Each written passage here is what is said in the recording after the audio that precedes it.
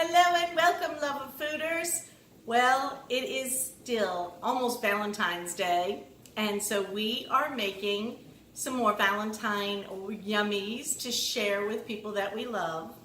And I am going to be preparing some chocolate covered strawberries. This is really one of my simple go-to dishes when I get invited somewhere at the last minute and I'm not prepared and I don't have a lot of time.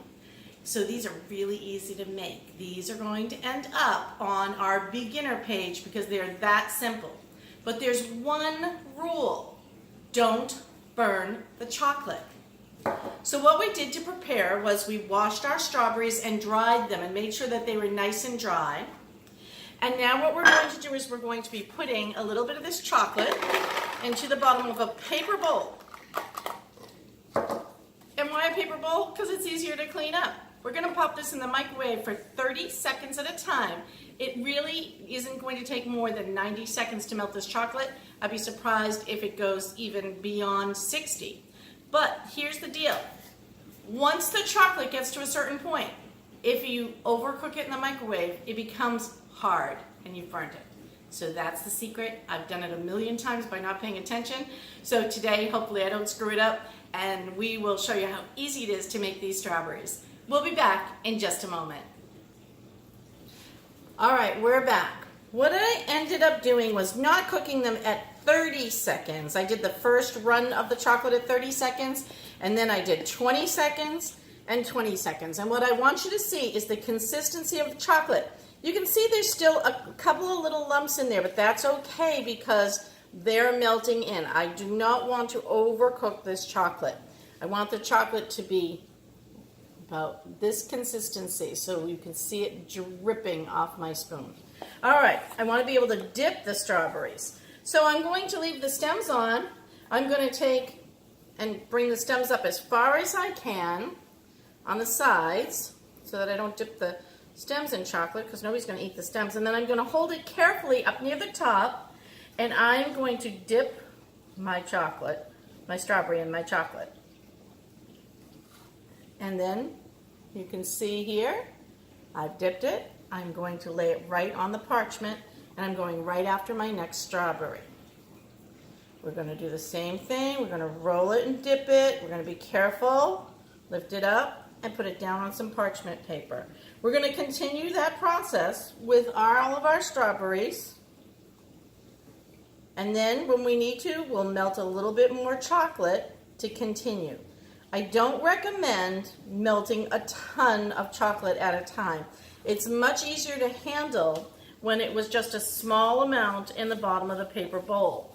So you see my technique, I can just start scraping down my bowl to make my dipping area a little bit deeper.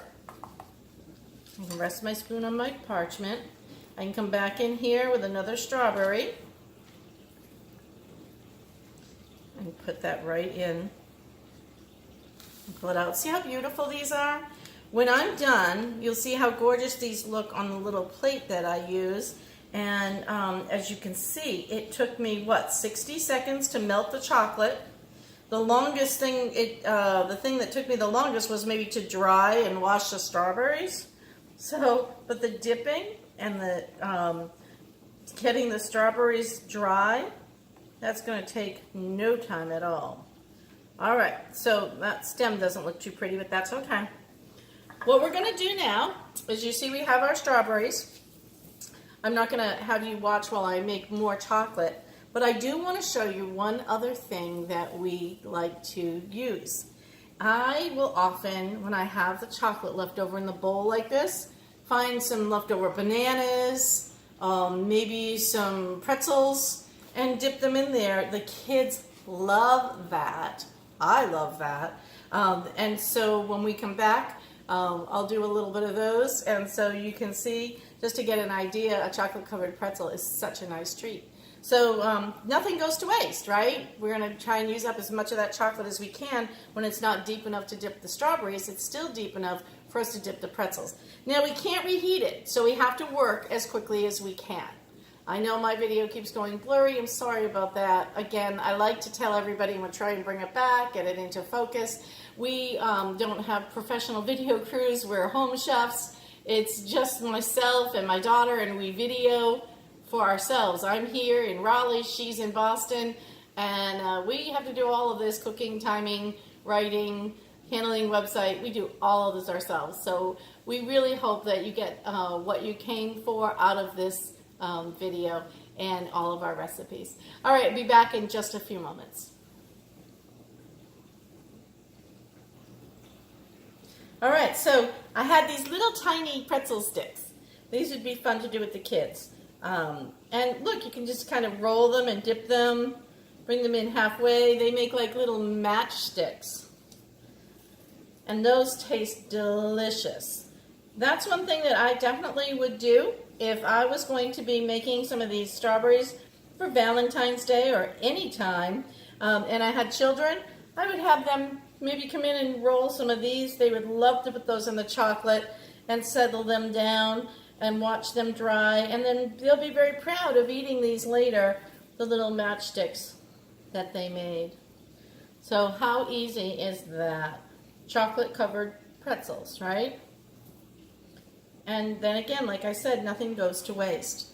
Now I buy this chocolate at a craft store that shall be unnamed, but and it goes on sale every now and then. Sometimes I can get it less expensive than $1.99 a bag, and sometimes I pay $1.99 a bag for it, but I never pay more than that. So when it goes on sale, that's when I buy it. That's when we decide we're going to make something fun. Or you can put them away in the packages. They'll store in a nice airtight container in their package or in the freezer, for a couple of months till you're ready to use it. So again, here we have it. We've made our matchsticks. We've made our strawberries. And I'll show you what the final product looks like when we come back on, not when we come back on video, but I'll show you what the final product looks like when we come back to the website, or you'll be able to see the product in a photograph. I hope you all have a wonderful Valentine's Day. I hope this gave you an idea of something very simple and inexpensive and yummy that you can make for your family. Thanks for watching For the Love of Food.